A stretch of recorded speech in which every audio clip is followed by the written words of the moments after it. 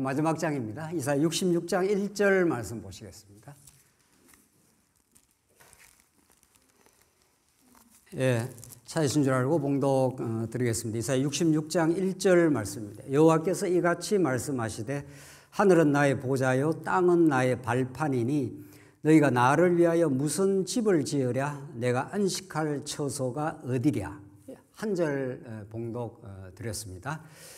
우리 이제 이사야 긴 시간 동안 살펴본 이사야 1장에 66장까지의 메시지를 통해서 구약의 그 어두운 시간들을 딛고 하나님께서 약속하신 대로 다시 이스라엘 나라를 우리가 신학적으로 말하면 하나님 나라를 회복시키는 그 여호와 하나님에 대해서 우리가 배워왔는데, 우리 지난 시간 드디어 이사야 이제 지난 시간 65장과 66장이 이제 새하늘과 새 땅을 창조하시는 여호와로 이사야가 이제 절정으로 이제 달하게 됩니다.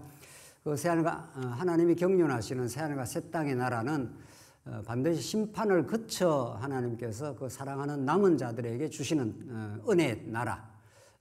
골로새서 말씀대로 말하면은 흑암의 권세에서 너희를 건져내어 사랑의 아들의 나라로 너희를 옮기셨으니 하면서 예수 안에서 이루어지는 나라, 그 나라를 통해서 살아계신 하나님, 그 삼위 하나님의 위대한 영광을 하나님께서 이제 드러내시겠다, 이런 뜻인데, 우리 지난 시간 그 새하늘과 새 땅으로 표현되는 그 시온의 영광의 회복은 원초적으로 하나님께서 영원 안에서부터 시작이 된 겁니다. 영원 안에서 하나님이 살아계신 그 하나님이 예수 안에서 하나님 나라를 이 땅에 펼쳐 보이시겠다 하는 것이 영원한 뜻입니다. 영원한 계획이 있는 겁니다. 그걸 지난날에는 이제 구속사적인 의미로 하나님께서 예수 안에서 우리를 구원하시겠다. 물론 구원 맞습니다.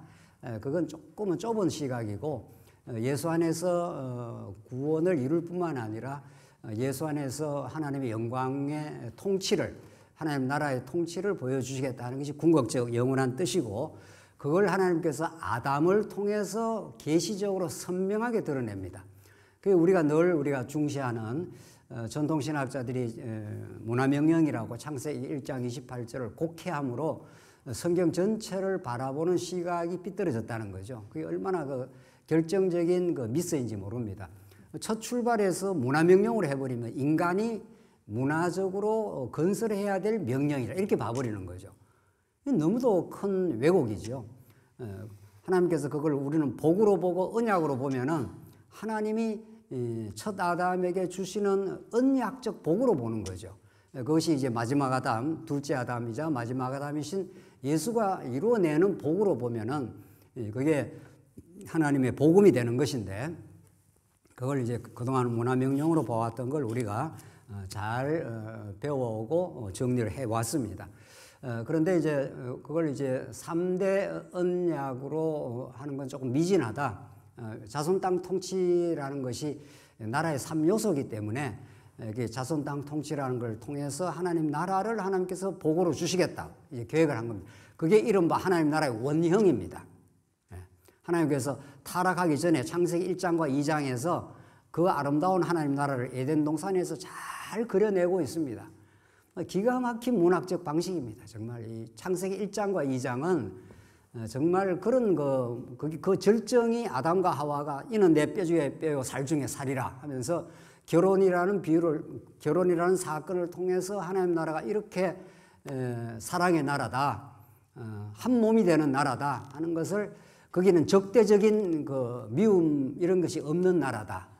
이걸 창세기 1장, 2장에서 우리가 창세기 1, 2, 3장을 굉장히 중시하지 않습니까? 지금 해석을 하면서 특별히 1장, 2장이 그걸 하나님 나라의 원형적 모습을 가장 잘 보여줍니다. 하나님이 통치하는 나라, 그 에덴 동산이 4대 강물이 흐르고 보석이 있고 정말 찬란한 그런 나라, 하나님의 통치 속에 참 안식이 있는 나라, 이런 것을 보여주시고, 그것이 결국은 우리가 둘째 아담, 마지막 아담 예수 안에서 성취될 나라의 원형이고, 새하늘과 새 땅에서 영원히 예수님 다시 오시면, 초림 예수뿐만 아니고 재림 예수님 오시면은 영원히 이루어질 영원한 모습입니다. 이사야는 그 중간에 있는 거죠. 이사야. 오늘 이사야 새하늘과 새 땅은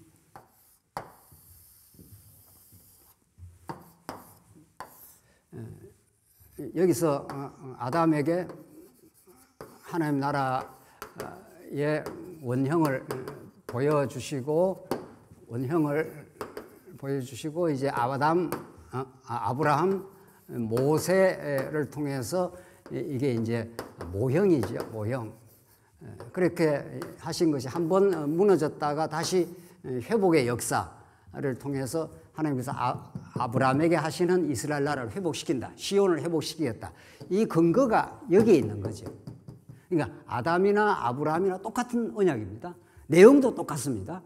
자손 번창, 땅 정복, 만물 통치니까 여기도 아브라함에게 내 자손이 하늘의 별과 땅의 모래처럼 많게 해주겠다. 그리고 가나안 땅을 정복하겠다. 내 허리에서 왕들, 10왕들이 나와서 너를 다스려 주겠다. 이런 나라를 내가 건설해 주겠다. 이런 뜻입니다. 그리고 그 한번 무너지지만 회복해 주시겠다. 여기서 이사야가 이제 새하늘과 새 땅을 이제 새하늘과 새 땅이라는 표현을 통해서 이 첫 하늘과 첫 땅을 만드신 하나님이 새로운 방식으로 새 창조를 하겠다. 이런 뜻입니다. 왜냐하면 이게 한번 무너졌기 때문에 한번 죄에 의해서 그 나라가 훼손이 되어버렸습니다. 그래서 이 죄악 세상이 된 겁니다. 세상 나라가 되기 때문에 이걸 새로운 창조로 내가 만들겠다. 그걸 새 하늘과 새 땅이라는 표현을 쓰는 겁니다. 궁극적 새 하늘과 새 땅은 여기서 이제 예수님이 재림하셔서 이제 이루어지는 것이고, 그래서 이게 새 하늘과 새 땅이라는 것을 이루어내시는데 하나님께서 그 새 하늘과 새 땅, 이게 구약의 아담 언약, 아브라함 언약, 모세 언약, 다윗 언약 하다가 마지막에 이제 새 언약이 나오지 않습니까? 마지막에 이제 우리 다음에 공부할 예레미야에 이제 등장하는 예레미야뿐만이 아닙니다. 이사야부터 이미 새 언약의 아이디어는 들어 있습니다. 그 명시적으로 표현하는 게 이제 예레미야에서 내가 옛 언약과는 달리 이전에 줬던 언약과는 달리 내가 새 언약을 너희와 체결하겠다. 이렇게 해서 이제 신약 시대를 이제 열지 않습니까? 예레미야에서 신약 시대를 연다는 거죠. 이게 전부 옛 언약인 거죠. 뭐 아담 전부까지 전부 옛 방식과는 전혀 다른 새로운 방식. 이 새자가 나옵니다. 새 언약, 새 창조, 새 하늘과 뭐죠? 새 하늘과 뭐죠? 새 땅, 새 계속 나옵니다. 이게 이제 이전의 방식과는 다른 방식으로 하나님이 본질은 똑같습니다. 본질은 똑같은데 구약 언약이 뭐 그러면 새 언약보다 옛 언약이 뭐 열등하냐? 전혀 그런 아니고 이건 하나의 모형이니까 모형적으로 보여주신 하나님이 예수가 이제 실체적으로 또 성령이 오셔서 우리 마음 속에 구체적으로 하나님 나라를 건설해 내겠다 이런 겁니다. 이게 이제 언약인 거죠. 자, 우선 이제 큰 틀이 이제 그렇게 되어 있습니다. 이런 큰 틀을 우리가 잘 정리를 해야 이사야가 읽힙니다. 이 체계와 이 틀을 정리해 놓지 않으면 그냥 이 본문에 쑥 들어가 버리면은 막 이사야가 좀 복잡하게 보인다는 거죠. 그래서 우리가 늘 이 큰 틀을 딱 정리하고 오늘 66장 오늘 다 이제 이게 굉장히 양이 많고 또 내용이 워낙 풍부합니다. 그래서 원래는 다 끝낼까 생각을 하다가 워낙 내용이 풍부하고 좀 곱씹어야 될 내용이 많아서 오늘을 앞부분만 하고 우리 다음 시간에 총 정리하는 겸해서 다음 시간 마무리를 짓도록 하겠습니다. 우선 1절이 중요합니다. 66장 1절이 매우 중요한데 자, 이 본문에서 이사야는 어떤 하나님 나라 이상을 지금 표현하고 있는가? 아담으로부터 시작된 하나님 나라의 원형에서 표현된 그 나라를 어떻게 이제 설명을 이제 해가는데 66장 1절 여호와께서 이같이 말씀하시되 하늘은 나의 보좌요 땅은 나의 발판이 이 또 하늘과 땅의 모티브가 나오지 않습니까? 하늘과 땅 이걸 전부 아우르는 하늘과 땅 전체를 아우르는 우주적 하나님의 그 비전이 이사야를 통해서 지금 드러나고 있습니다.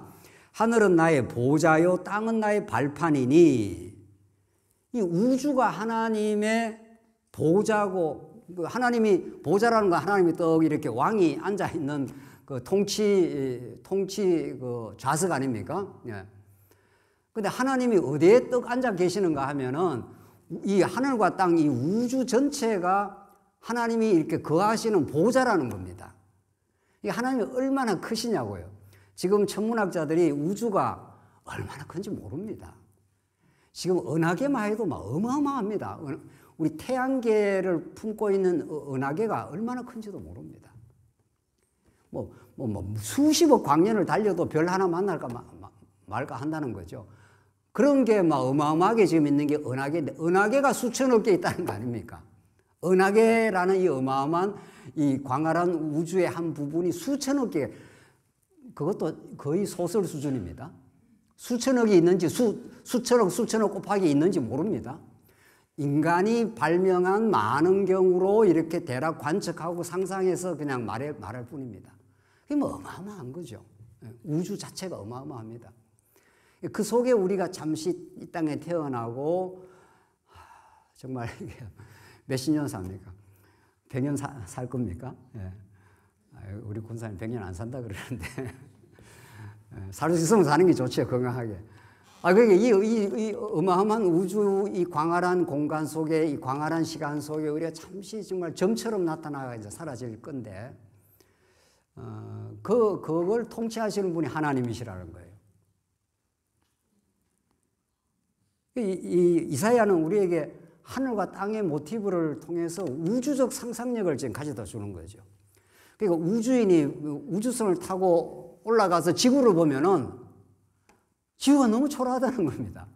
세상에 여기서 막 땅 조금이라도 더 차지하고 지방에 땅 가지고 있으면 막 엄청 든든하고 이런데, 저기 우주선 타고 지구를 보면은 내가 저기 살고 잠깐 아웅다웅하고 살았구나, 이런 느낌이 든다는 거죠. 이사야는 이 문학이라는 건 언어를 통한 예술인데, 문학이 대단합니다. 하나님께서 우리 인간에게 언어를 주셨다는 것은 굉장한 상상력을 자극하고, 동물과 다른 세계에 우리가 살고 있는 건 언어 구사 능력입니다. 동물에게는 언어가 없고 문학이 없기 때문에 상상력이 없습니다. 그러니까 개, 돼지, 소, 이런 사람은 적자적 존재입니다. 그냥 그 존재하는 그 자체뿐입니다. 그들에게 상상이라든가, 꿈이라든가, 미래라든가 이런 게 없습니다. 그런데 인간에게만 하나님께서 그 언어를 주셔가지고, 문학을 줘가지고, 그 강산 그 소설가가 인터뷰하는 걸 봤는데, 자기는 종교가 없답니다. 참 불행한 사태죠. 그러니까 하나님 안 믿는 겁니다. 종교는 없는데 영혼이 있음을 믿는다, 이렇게 말하더라고요. 그게 역시 소설가다운 하나의 그 표현인데, 소설가가 인간에게 만약에 인간이 물질뿐이라면 소설이 무슨 의미가 있냐는 거예요. 그렇죠? 그 말은 되는 말입니다. 그게 뭐 진리는 아니지만은, 그 자기는 종교는 없는데 인간의 영혼이 있음을 믿는다. 왜냐하면 영혼이라는 게 뭐 있어야 인간의 내면의 어떤 기능, 이게 물질로 환원되지 않는, 물질이나 부요나 이런 걸로 설명되지 않는 뭔가 고귀한 영혼이 있어야 된다고 자기는 믿기 때문에 문학을 한다는 겁니다. 글을 쓴다는 겁니다. 그런 자기 영혼의 반영이고, 다시 글이 영혼에 영향을 준다는 거죠. 그 내면이 있다는 겁니다. 동물에는 없지 않습니까? 짐승에는 없습니다. 짐승에는 글도 없고 영혼도 없고 그냥 먹고 마시고 그냥 존재하는 것뿐입니다. 하나님이 우리 인간을 얼마나 고급하게 지어놨는지 모릅니다. 하나님의 형상으로 지어놨기 때문에 하나님과 이 영혼의 기도가 가능합니다. 여러분들 기도를 어떻게 하십니까? 이 영혼의 기능이 있기 때문에 기도를 하는 겁니다. 우리는 참 영혼, 보지도 않는 하나님 앞에 하나님하고 우리 기도하지 않습니까? 이 어마어마한 그 경이로운 그 진리 속에 우리가 들어와 있습니다. 또 그걸 기도하고 그 기도를 들으신다고 어떻게 해요? 믿나요? 안 믿나요? 우리가 믿습니다. 듣는다고 믿는단 말이죠. 하나님 우리 교회가 더 풍요한 하나님 나라를 누리게 하시옵소서. 그러면 하나님 그 기도를 듣는다고 믿습니다, 우리가. 그러니까 이거는 이런 그 신앙의 세계, 그 문학과도 그 정도는 이야기한다는 거죠. 근데 그런 문학하고는 비교가 안 되는 그 문학이 이사야 문학입니다. 이사야 문학입니다. 그래서 하늘은 나의 보좌요 땅은 나의 발판이니 내가 나를 위하여 무슨 집을 너희가 나를 위하여 무슨 집을 지으랴. 이 명제, 이 질문이 굉장히 중요한 질문입니다. 너희가 그 인간이 이스라엘 백성 너희가 나를 위하여 여호와 하나님을 위하여 무슨 집을 짓겠느냐. 이 질문이 그대로 나온 게 있습니다. 다윗이 너무도 전쟁을 많이 치르고 나라를 건설했습니다. 근데 언약궤, 하나님의 언약궤는 저 밖에 있으니까 그게 마음이 아팠습니다. 그래서 하나님을 위해서 자기가 성전을 짓겠다고 결심을 하고 하나님 내가 당신을 위해서 성전을 짓겠습니다. 이러니까 하나님 뭐라고 답을 했죠? 예. 아이고 기특하다. 어떻게 이렇게 기특한 생각을 했냐. 네가 지어봐라. 이렇게 안 했습니다. 그렇죠? 한번 보시죠. 열왕기상 8장 27절 한번 보겠습니다.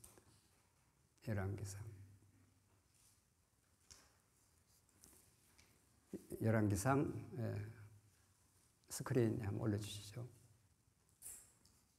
열왕기상 8장 열왕기상 8장 27절 이건 같이 한번 읽겠습니다. 한번 같이 한번 읽어보겠습니다. 시작. 하나님이 참으로 땅에 거하시리까 하늘과 하늘들의 하늘이라도 주를 용납하지 못하겠거든 하물며 내가 건축한 이 성전이오리까. 이게 솔로몬의 고백입니다.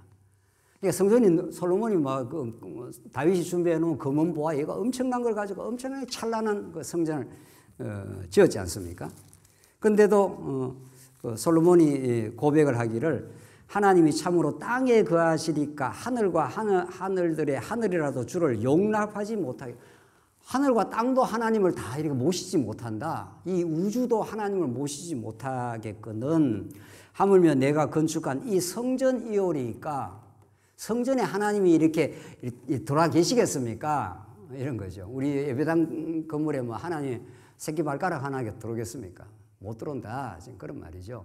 그러니까 그건 하나의 상징물일 뿐이지 하나님 우리와 함께 한다는 구약의 상징물로 하나님이 솔로몬 성전을 지었지 솔로몬 그 건물 안에 뭐 하나님이 거기에 떡 자정을 하시고 그렇지 않다. 이 솔로몬이 이 하나님의 위대하심을 알았습니다. 알고 지금 이 표현을 하는 거죠. 그러니까 다윗이 내가 하나님 당신을 위해서 성전을 지어드리겠습니다 하니까 하나님이 그걸 기각했지 않습니까? 하나님이 뭐 다윗을 미워해서 기각한 게 아닙니다. 거기에는 굉장한 신학적 의미를 담고 기각을 한 겁니다. 아니야. 너는 전쟁 치르느라고 피를 많이 흘렸고 충분해. 너 역할은 거기까지야. 그런 어떤 사명의 한계도 지어줄 뿐 아니라 하나님의 뜻은 네 아들을 통해서 이 집을 짓는다. 이 성전을 짓게 돼 있어. 그때 네 아들이 누구죠? 다윗의 아들? 솔로몬을 통해 짓는다는 그 말은 또 무슨 의미를 이미 함축하고 있습니까? 우리 성도님들 성경 박사니까. 솔로몬을 통해서 구약의 성전은 짓지만 진짜 성전은 누가 짓는 거예요? 예수가 진짜 짓겠다. 이 말이죠. 왜냐하면 다윗, 솔로몬, 르호보암 아들로 마태복음에 아브라함과 다윗의 자손 예수 그리스도의 세계라. 그래서 예수 그리스도가 이 땅에 오셔서 진짜 성전을 짓는다. 하나님이 거하시는 진짜 성전을 짓겠다. 그러니까 성전은 하나님이 거하시는 집입니다. 성전이라는 게 여러분과 저도 여유가 있으면은 어디 땅 사가지고 집을 지으려고 하지 않습니까? 요즘은 뭐 아파트를 다 예쁘게 잘 지어 놓으니까 잘 안 짓지만 옛날에는 조금 여유가 있으면 땅 사가지고 집을 짓지 않습니까? 집을 왜 짓습니까? 주인이? 예? 집을 왜 짓냐고요? 팔아먹으려고? 파는 거는 나중 이야기고 왜 예쁘게 짓냐고요? 뭐 안방은 이렇게 짓고 거실은 이렇게 하고 화장실은 이렇게 하고 왜 자기가 계획을 해서 짓냐고요? 그거 하려고 거기에 편안히 거하고 가족들과 안식을 누리며 살려고. 그러니까 모든 사람은 집으로 돌아가는 겁니다. 밖에서 고생하고 힘들고 뭐 직장에서 고통받다가 저녁이 되면 집으로 가는 거죠. 그 집이라는 이 모티브가 굉장히 중요합니다. 성경은 그 집이라는 모티브를 사용합니다, 정말. 집이라는 거는 돌아가면 쉴 수 있는 거, 돌아가면 그곳에 펑퍼짐한 옷 입고도 얼마든지 편히 쉴 수 있는 거, 돌아가면 내 사랑하는 가족이 반겨주는 곳, 이런 거죠. 뭐 하여튼 집이라는 게 그렇게 굉장히 중요한 거 아닙니다. 하나님은 자기 집을 자기가 짓겠다 이런 뜻입니다. 하나님이 계시는 집을 누가 짓겠습니까? 그러니까 우리 한국교회 80년대, 90년대 복음이 요즘도 그런 교회가 있는지도 모르죠. 예배당 지면서 말이죠. 그걸 성전이라 해가지고 말이죠. 하나님을 여기 모신다고 막 우스꽝스러운 일이 일어나는 거죠. 예배당은 하나님을 모시려고 지은 게 아니라 진리의 말씀을 전하고 가르치고 교제하려니까 건물이 있어야 하니까 우리가 건물이 필요하니까 건물을 짓게 되면 짓는 거죠. 그게 하나님 모시려고 짓는 거냐고요. 그러면 신당이 되는 거죠. 그게 예수 안 믿는 사람들, 모든 이방인들 말이죠. 인도 가니까 무슨 종교죠? 힌두교. 이번에 갔던 그 힌두교 사원도 뭐 큰 사원, 가장 큰 사원은 아니라는데 뭐 가장 큰 사원은 더 어디 멀리 있는지 그 가까이 있는데 한 군데는 가보자 해서 가보니까 그것도 어마어마하더라고요. 별로 한 중간치기는 되는 것 같은데 막 하여튼 막 신들을 막 오밀조밀하게 막 조각을 해놓고 말이죠. 거기다 신을 모시겠다는 거지. 거기다 신을 모시겠다고요. 이게 잡신들은 거기 모시는지 몰라도 여호와 신은 새끼 발가락 하나도 안 들어간다고 거기에. 그러니까 인간들의 그 신전 사상, 뭔가 이렇게 만들어 놓고 신을 자기가 모신다고 하는 사상, 그것을 하나님은 딱 기각을 해버립니다. 내가 짓는다, 성전은. 내가 내 아들을 피를 통해서, 죽음을 통해서 너희를 사랑하사 진짜 부활의 성전을 내가 짓겠다. 지금 그런 거죠. 그래서 그 사도행전 한번 보겠습니다. 사도행전 17장 24절 한번 보겠습니다. 이것도 같이 한번 읽어보시죠. 바울이 이제 구약적 성전 사상에 건물 성전에 매여 있다가 바울이 진리를 깨달았습니다. 부활의 주님을 바울이 만나고 그 성전이라는 것을 완전히 새롭게 해석하는 사도행전 17장 24절 같이 한번 읽어보겠습니다. 시작. 우주와 그 가운데 있는 만물을 지으신 하나님께서는 천지의 주제시니 손으로 지은 전에 계시지 아니하시고 또 무엇이 부족한 것처럼 사람의 손으로 섬김을 받으시는 것이 아니니 이는 만민에게 생명과 호흡과 만물을 친히 주시는 이심이라. 이 어마어마한 그 바울의 통쾌한 새로운 성전 이해입니다. 인간이 하나님이 지은 전에 계시지 않는다 하는 거죠. 하나님이 인간이 지은 그 전에 계시지 않고 또 무엇이 부족한 것처럼 사람의 손으로 섬김을 받는 게 아니다. 우리가 뭐 하나님을 섬긴다 그러니까 하나님은 뭐 부족한 게 많은데 우리가 뭐라도 갖다 바치고 뭐 연보라도 갖다 바치면 하나님이 그거 받아가고 좋아하시고 이런 거하고는 완전히 차원이 다르다. 기독교 신은 하나님은 스스로 영원히 만족하시고 영원히 인간들로부터 뭘 받는 분이 아니다. 그래서 마지막 표현이 이는 만민에게 생명과 호흡과 만물을 친히 주시는 이심이라. 이게 그 사도 바울이 그 히랍의 신전들을 보면서 그 알지 못하는 신이라 해갖고 거기다가 엎드려 절하고 하는 그 인생들의 허무함을 보고 우리가 믿는 하나님은 이런 신이다 이렇게 말했지 않습니까? 그러니 여러분과 제가 존재하는 어느 일상에도 오늘 예배당에 올 때도 물론 하나님이 계실 뿐 아니라 우리 돌아가는 가정에도 직장 현장에도 삶의 고통의 현장에도 병원의 병상 위에도 사도 바울의 말하면 옥중에도 어디든 계시지 않는 하나님이 계시냐고요. 하나님이 우리에게 친히 만물과 생명과 호흡과 만물을 친히 주시는 분이라 모든 걸 베풀어 주시고 공급하시는 주관자 하나님이시라. 이런 새로운 성전 이해, 신령한 성전 이해에 오늘 66장 오늘 한 절이 담고 있습니다. 이게 너희가 나를 위하여 무슨 집을 지으랴. 다윗이 하나님 내가 지어드리겠습니다 하니까 그래요. 네 고맙다. 마음은 알겠다. 이런 거죠. 마음은 알겠다. 내가 네 아들을 통해서 내가 집을 짓겠다. 그 아들 중에 진짜 하나님의 아들로 오신 예수를 통해서 내가 거하는 성전을 짓겠다. 이런 말이죠. 그래서 새하늘과 새 땅에 가면은 성전이 하나님 전능하신 하나님과 그 어린 양이 성전 되심이라. 그러니까 여러분과 제가 전부 성전의 제목이 돼가지고 그 어린 양을 모시고 하나님을 섬기고 행복하고 즐거이 우리가 살아가는 거죠. 그래서 여러분과 제가 예배당에 오늘 교회당에 오긴 했습니다만은 이게 성전이 아니라 이건 하나님께서 주신 좋은 거처고 우리가 교회 생활 잘할 수 있도록 좋은 건물을 주신 건데 이 속에 진짜 예수를 모시고 예수님을 성전으로 모시고 그의 십자가 죽으심과 그의 부활의 권능과 지금 하늘 보좌에서 우리를 통치하고 계심과 그 은혜 속에 우리가 살아가고 있음과 그걸 믿음으로 바라보게 되고 믿음으로 우리가 우리의 삶을 수용하게 될 때 이걸 성전신앙이라 그럽니다. 그러니까 고린도 전후서에 너희가 성전이라 너희가 예수님을 모시고 있는 너희 인생 자체가 성전이 가장 고귀한 우리가 하나님을 모시고 있는 우리의 삶 자체 우리의 몸 자체가 성전이라 이렇게 표현을 했지 않습니까? 누가 여러분에게 제일 소중하십니까?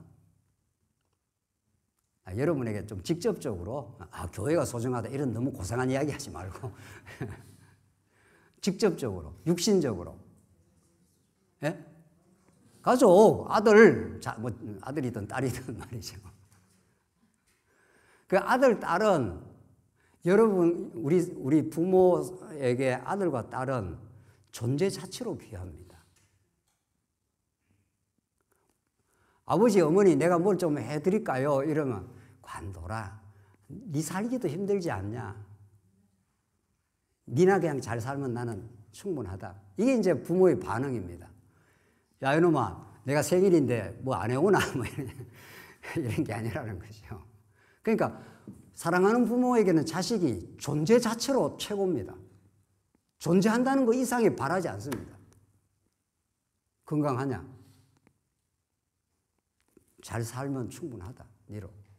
하나님이 우리를 보실 때 그렇습니다.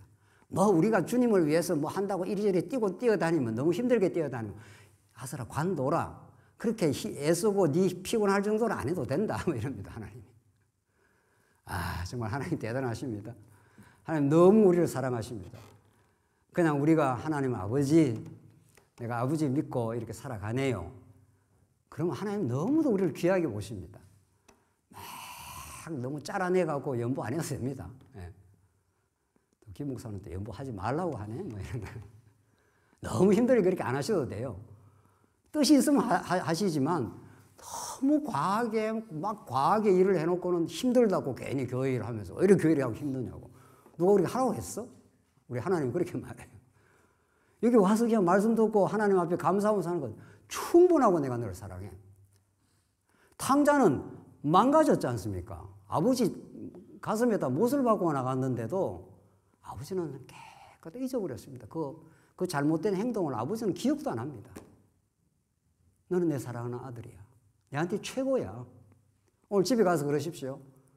월급 얼마냐 이렇게 묻지 마시고 요새 애들 안 가르쳐 준답니다. 네가 오늘 직장 가서 돌아오는 그래서 건강한 것 자체가 나한테는 기쁨이다. 이렇게 꼭 이야기하십시오.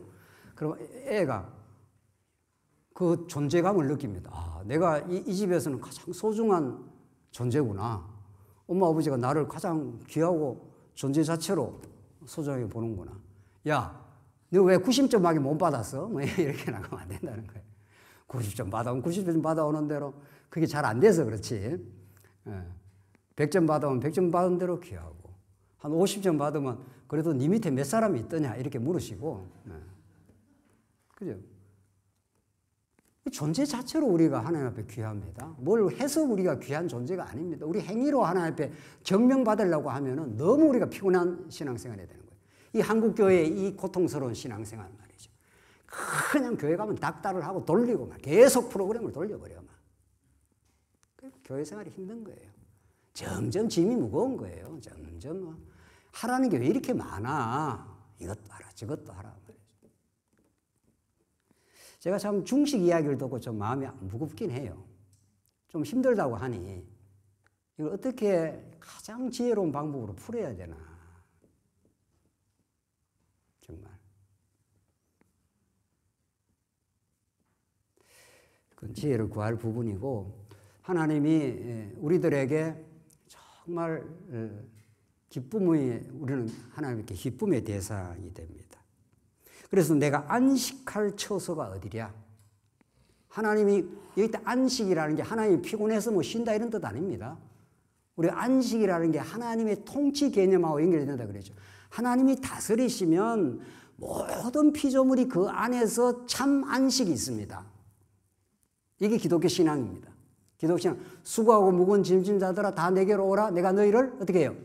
편히 쉬게 해주겠다. 그러니까 하나님께 모든 걸 맡기라 이런 뜻입니다.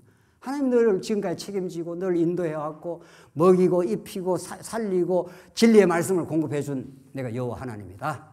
내가 그리스도다. 이 말 아닙니까? 그렇죠? 그래서 하나님이 집을 왜 짓는가 하면 자기가 안식하려고 자기가 통치해서 하나님의 통치 속에 들어있는 모든 하나님의 언약 백성들로 하여금 쉼과 기쁨이 있게 하려고. 우리 천국 가면 반드시 그럴 겁니다. 이 천국 가면 여기도 그렇습니다. 여기도 이 진리를 점점 깊이 깨닫게 되면 예수님이 이제 성령을 보내주셨습니다. 이게 우리가 이제 천국 생활을 하는 건데 여기는 이제 좀 불완전하긴 합니다. 그러나 이 죄의 몸부림과는 완전히 다릅니다. 그래도 적어도 우리가 예수를 믿는다면은 이 죄의 고통, 탐심, 탐욕, 시기, 원망, 미움으로 가득 찬 이 죄의 세상 여기서부터 상당히 벗어납니다. 그 새하늘과 새 땅이 들어오는 겁니다. 이사야 표현대로 말하면은 이리와 어린 양이 함께 먹을 것이며 여기는 적대적인 세력이 없어진 나라. 그 가정이라는 게 조그마한 가정이 그런 거 아니겠어요? 왜 가정 생활을 하려고 합니까? 결혼해서 서로 사랑하고 서로 짐져주고 하려고. 그게 오래 안 가서 좀 탈이긴 합니다만은 그 이제 죄악의 본성이 나타나면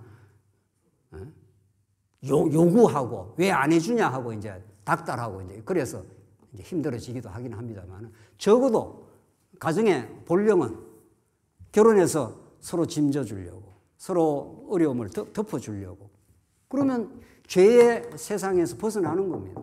상당히 벗어납니다. 아 정말 하나님을 모시고 살면 이런 거구나. 하나님께서 가정보다 훨씬 그 신령한 차원의 공동체, 교회를 왜 주십니까? 교회 와서도 시기하고, 교회 와서도 경쟁하고, 교회 와서도 험담하고 이러면은 아직은 이 죄의 이 사슬에서 못 벗어난 상태라. 그렇죠? 적어도 여기서 벗어나지게 되면 점점 시기도 없어지고 다른 사람이 잘 되면은, 잘 됐네요. 박수 쳐주면 좋고. 그렇죠? 좀 어려운 사람이 있으면 위로해주면 너무 오늘도 우리 일여전대회가 뭐 이렇게 어려운 성도 신방을 간답니다. 그 하나님 나라를 누리는 겁니다. 신방을 받는 사람도 행복하지만 가는 사람이 사실은 더 행복합니다. 따지고 보면 받는 것보다 주는 자가 더 행복합니다. 이게 예수님이 가르친 법칙입니다. 이 사랑의 법칙이에요. 그래서 교회 생활이라는 게 그런 겁니다. 오늘 이 한 절이 우리에게 주는 메시지가 너무 큽니다. 이 속에 담긴 복음의 의미가. 조금만 더 하고 이제 정리하겠습니다. 2절 나 여호와가 말하노라 내 손이 이 모든 것을 지었으므로 그들이 생겼느니라. 내가 그걸 다 만들었다. 이 성전을 만든다. 무릇 마음이 가난하고 심령에 통회하며 내 말을 듣고 떠는 자 그 사람은 내가 돌보려니와 어떤 사람을 하나님이 돌보시는가 하면 마음이 가난하고 마음이 가난한 건 자기 의가 없습니다. 나는 죄인입니다. 이런 사람이에요. 당신의 의가 필요합니다. 나는 십자가의 의 외에는 내 의롭게 될 자격이 없습니다. 이런 사람이 가난한 사람입니다. 이거 경제적 가난 아닙니다. 심령에 통회하며 내 말을 듣고 떠는 자 그 사람은 내가 돌보려니와 내 말을 듣고 떠는 자 이건 정말 중요한 본입니다. 하나님 말씀을 듣고 내 심령에 떨림이 있는 사람들 말씀을 들었는데 아무 감각이 없으면 정말 곤란한 상태입니다. 말씀을 들으면 내 마음이 떨리고 그의 사랑의 소식이 내 마음을 울렁거리게 하고 이런 겁니다. 우리는 말씀을 들으면. 그 사람은 내가 돌보려니와 3절 소를 잡아들이는 것은 살인함과 다름이 없이 하고 소를 껍데기로 제사 소를 잡긴 잡는데 지금 구약 백성들이 살인하는 거나 비슷하다. 뭐 마음을 담아서 소를 잡아서 제물로 드리는 게 아니다. 지금 그 말 아닙니까? 어린 양으로 제사 드리는 것은 개의 목을 꺾음과 다름이 아니며 어린 양으로 제사를 드리는데 개의 목을 확 꺾는 것처럼 한다. 그게 이제 가짜 제사를 드린다. 형식적 제사를 드린다. 지금 그 말입니다.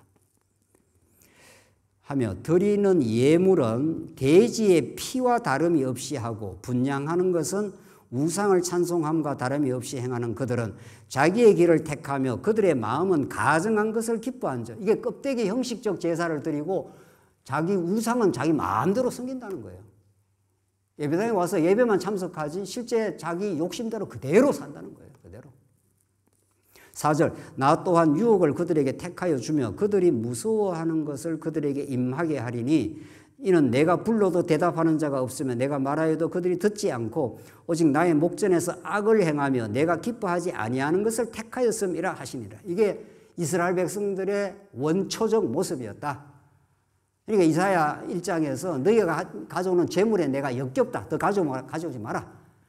가져온다는 건 마음을 가져와야 되는데 마음은 하나도 하나님께 바치지 않고 껍데기 제사만 계속 드리는 것은 개의 목을 꺾는 거와는 마찬가지다. 예물이 돼지 피와 마찬가지. 돼지 피가 얼마나 하나님 앞에 돼지가 그 가증한 짐승 중에 하나입니까? 그러니까 하나님 앞에 올 때 마음에 하나님을 사랑합니다. 하나님의 사랑의 감동을 가지고 오지 않는 예배는 아무 의미가 없다는 겁니다. 또 그 마음은 물론 하나님이 주십니다. 예. 여러분과 제가 하는 이 교회에서의 뭐 조그만한 수고, 조그만한 연보, 그게 하나님께 무슨 상달이 되겠습니까? 하나님 무슨 소용이 있습니까? 이 우주를 창조하신 하나님이 없습니다. 하나님 사랑하는 마음으로 우리가 봉사도 하고 우리의 마음을 모아서 연보도 하는 그것이 그 마음을 하나님이 받으시는 거지. 그거 돈을 받고 그거 무슨 뭐 행동을 받겠습니까? 안 받습니다, 하나님. 싫어, 가져가. 이렇게 하나님께서. 그러니까 이사야 1장에서 더 이상 가져오지 마. 말라기 마지막에서 성전문 닫아. 이제 진짜 새로운 성전을 만들겠어. 성전문 그만 닫아. 이제 껍데기 하지 마. 이제 이렇게 하나님께서 하나님이 딱 진노하시면은 무섭습니다. 한번 껍데기 그만하라고 이제. 그러니까 여러분과 하나님과 우리는 연인 관계와 똑같습니다. A라는 사람은 B라는 사람을 너무 사랑합니다. 또 이제 사랑했습니다, 서로. 근데 B가 마음이 싹 변해버렸습니다. A와 B 사이에. 마음은 딴 남자한테 가는데 괜히 선물 껍데기 같은 거 하나 사가고 갖다 주면서 이러면 이 A라는 남자가 딱 눈치를 채버렸습니다. 그럼 어떻게 해요? 뭐 선물 같은 거 가오면 그거 받습니까? 가져가. 마음이 안 담겼잖아. 너 지금 마음을 딴 데 두고 있잖아. 아주 격노합니다. 네. 그게 사랑의 진노. 하나님께서 사랑의 진노를 하겠다. 이런 거죠. 네. 하나님 그러신 분입니다. 하나님 앞에서 우리는 속일 수가 없고 하나님 우리 전부를 원하십니다. 또 전부를 원할 만큼 하나님 전부를 주셨습니다. 하나님은. 네. 그게 예수 그리스도. 그의 아들을 그 생명을 십자가에 못 박기까지 그 전부를 다 줬습니다. 하나님은 전부를 받을 만하신데 우리가 문제를 안 하는 거죠. 우리가. 그런데 진짜 하나님의 사랑을 깨달으면 내 인생 전부가 주님의 것입니다. 내 가지고 있는 모든 것이 주님의 것입니다. 내 남은 삶이 전부 주님의 것입니다. 이렇게 될 겁니다, 아마. 그렇게 되는 걸 우리는 정상적인 신앙생활이라 그럽니다. 한쪽 발은 교회에다 들러놓고 한쪽 발은 내 다 챙기고 뭐 이러면 그 정상적인 신앙이 아닌 겁니다. 그게 신앙생활 그렇게 되는 게 아닙니다. 예. 우리가 뭐를 다 갖다 바치라는 뜻이 아니라 마음 전부를 하나님께 드리고 주님의 그 크고 놀라운 위대한 사랑의 감동 속에 하나님 우리 전부가 주님으로부터 왔습니다. 그 감동과 그 사랑, 그 은혜, 그 누림을 우리는 신앙생활이라 합니다. 시편 51편 읽고 끝내죠. 시편 51편 한번 보겠습니다. 시편 51편, 이 유명한 다윗의 죄의 회개와 그 풍성한 은혜의 깨달음이 있는 밧세바하고 동침한 후에 다윗이 처절하게 죄인됨을 깨닫고 고백하고 놀라운 은혜를 깨닫는 이 51편 마지막 절을 한번 읽어보겠습니다. 56절입니다. 16절 같이 읽어보겠습니다. 시작. 주께서는 제사를 기뻐하지 아니하시나니 그렇지 아니하면 내가 드렸을 것이라. 주는 번제를 기뻐하지 아니하시나이다. 번제 안 기뻐한다 이 말이죠. 17절. 하나님께서 구하시는 제사는 상한 심령이라. 하나님께여 상하고 통회하는 마음을 주께서 멸시하지 아니하시리이다. 18절입니다. 주의 은택으로 시온의 선을 행하시고 예루살렘 성을 쌓으소서. 그때에 주께서 의로운 제사와 번제와 온전한 제사를 기뻐하시리니 그때 그들이 수소를 주의 제단에 드리리이다. 이게 하나님이 기뻐하는 제사입니다. 너희들 껍데기 번제 그만 가져와. 이제 너 마음이 안 담겼잖아. 그만 가져와. 그리고 하나님이 구하시는 제사는 상한 심령이라. 하나님이여 상하고 통회하는 마음을 주께서 멸시하지 아니하시리이다. 우리가 하나님 앞에 나올 때 하나님 내가 하나님의 은혜 밖에서 살았습니다. 내 마음대로 살았던 내가 죄인입니다. 내가 하나님이 주시는 시련 가운데 마음이 많이 아프기도 하고 내 마음을 어떻게 해야 될지 잘 모르겠습니다. 주님의 은혜만을 구할 뿐입니다. 라고 그 상한 심령을 하나님이 구하시는 가장 귀하게 보시는 제사라는 겁니다. 구약에 양 잡고 소 잡고 하는 그 제사 속에 그들이 얼마나 이스라엘 백성이 죄 때문에 몸부림치고 하나님 앞에 어리석음을 발견하는 그 자체를 하나님이 받는다는 겁니다. 탕자가 하늘과 아버지께 내가 죄를 범했사오니 내가 아들로 나는 아들로 용납받을 존재가 아닙니다 하는 걸 아버지가 너무도 귀하게 보는 겁니다. 아, 이 녀석이 드디어 이제 자기 실상을 깨닫고 돌아왔구나. 그러나 나는 너 잘못된 행동과 상관없이 내가 너를 사랑해. 이 말 아닙니까? 그래서 우리는 그 하나님 앞에서 상한 심령으로 나오고 가난한 심정으로 나오고 우리는 그리스도만을 유일한 삶의 가치로 받아들이고 그분 안에서 우리 전부를 드립니다. 이게 우리 신앙생활입니다. 그때 우리는 가장 거룩하고 가장 복을 누리게 될 것입니다. 그 외에 어떤 것도 우리에게 진정한 참된 복은 없습니다. 기도하겠습니다. 하나님 아버지 은혜를 감사합니다. 우리를 하여금 하나님 전부가 되어주시고 우리 이제 전부를 드릴 만한 우리를 사랑하시는 여호와가 되셔서 너무도 감사합니다. 이 진리의 기쁨으로 살게 하시옵소서. 예수님 이름으로 기도하옵나이다. 아멘.